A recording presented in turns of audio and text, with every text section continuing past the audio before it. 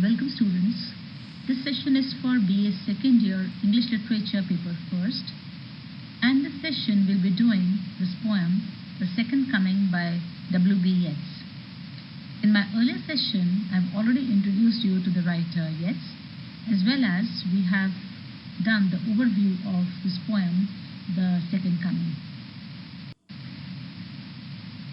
Let's have a look at the text of the poem. Turning and turning in the widening gyre, the falcon cannot hear the falconer. Things fall apart, the centre cannot hold, mere anarchy is loose upon the world. The blood-dimmed tide is loosed, and everywhere the ceremony of innocence is drowned. This poem by Yeats was written post-World War I, and here he is talking about millions of people that were killed during World War I, and he paints a very sad and weak picture of humanity, where he is trying to suggest that all that sense of progress and order which people have is merely an illusion. Basically, the times have come where people are losing humanity. He talks about turning and turning of the widening gyre. Gyre is Yeats' own craftsmanship about a mystical theory of the universe, which he has described in his book A Vision. These gyres are spirals which move continuously, separating one historical process to the other, that is, ending of one age and coming of the other. And this division is represented in a kind of historical periods. And here, in reference to this poem, he's talking that how 2000 years of Christianity has given way to the lack of humanity, bloodshed and violence in the world. Then he talks about the falcon cannot hear the falconer. Falcon here represents humanity, which cannot hear the falconer. That means there is a separation of people from humanity. They lack humanity. Things fall apart. The centre cannot hold. Mere anarchy is used upon the world. Things fall apart. That means the world is falling apart, and it is not capable of saving itself from self-destruction. And the centre cannot hold. Mere anarchy is loose upon the world. And because of these tides of blood and mass death which poet has seen in war, he says that anarchy is loose on the world. There is no order, there is no law, there is a complete state of lawlessness in the world. The blood-dimmed tide is loose. There's so much of bloodshed and death in war, and everywhere the ceremony of innocence is drowned. So innocence was just a ceremony among people, which is also now drowned. That means there is no innocence left in people. So such a picture he paints of the world after World War I. The best lack all conviction, while the worst are full of passionate intensity. Poet continues with this image of inhumanity and chaos, anarchy in the lines of his poem. He says, even the best people from whom one can have hope of making any amends in this condition, they also lack all conviction. That means they are not at all bothered to do anything about this nightmarish reality, while the worst people are full of passionate intensity. They are full of so much enthusiasm, and they are so excited and eager to bring destruction in this world. Surely some revelation is at hand. The world is on the verge of collapse, and on this time he is thinking that something is coming, some revelation is going to be there. Surely the second coming is at hand. Here he is referring to the Christian belief of second coming of Christ, because it is said that Christ is going to come again on this earth to establish Christianity. And here very soon we readers are going to find that his second coming is completely in contrast to that Christian belief. And he says that second coming, hardly are those words out when a vast image out of Spiritus Mundi troubles my sight somewhere in the sands of desert. Now, this second coming is clearly not Jesus, but instead of that, he is referring to a rough beast which humanity has woken up. So, he refers to Spiritus Mundi, and Yeats mentions this because Yeats thought that the world of collective unconscious from which a poet draws insight, that out of this Spiritus Mundi, this vision of beast is going to come. So this suggests that there is a worldwide shift into anarchy, and the collective humanity is not there, and there is no morality which is there in people. So this spirit of a beast is coming out of this collective anarchy of the world, and this is troubling sight of poet which is coming from the sands of the desert.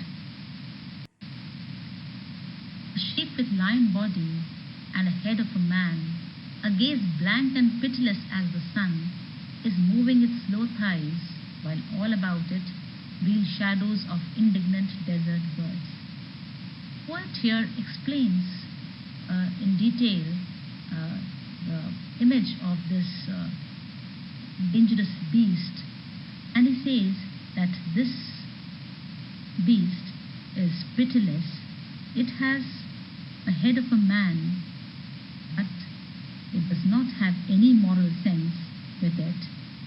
Rather, it's pitiless, and it's here in this time when there is a blood-dim tide and the innocence is drowned. So here the image of a lion body and head of a man is just sphinx-like in appearance, and it's also absolutely in contrast to that Christian imagery of Christ. And this creature has a gaze which is blank and pitiless and slowly moving with its slow thighs, while all about it wheel shadow of indignant desert birds. So the whole image of this beast slouching towards Bethlehem, towards the place where Christ was born, and the reeling of desert birds around it gives all the image of darkness, of destruction, which this new age is bringing. The darkness drops again.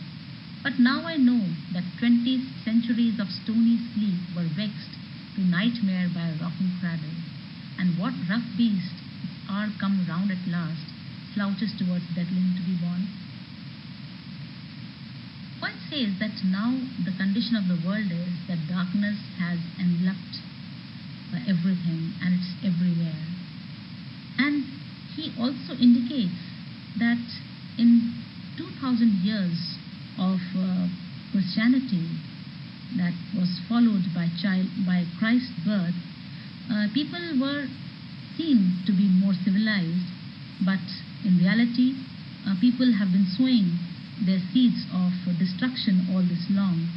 And the result is this, that rough beast time has come, and is pitilessly slouching towards Bethlehem to be born. So in the birthplace of Jesus, where it was likely to bring order and peace to the new age, instead of that, he gives a contrast image of this rough beast which is coming to bring destruction and is like a nightmare to this world.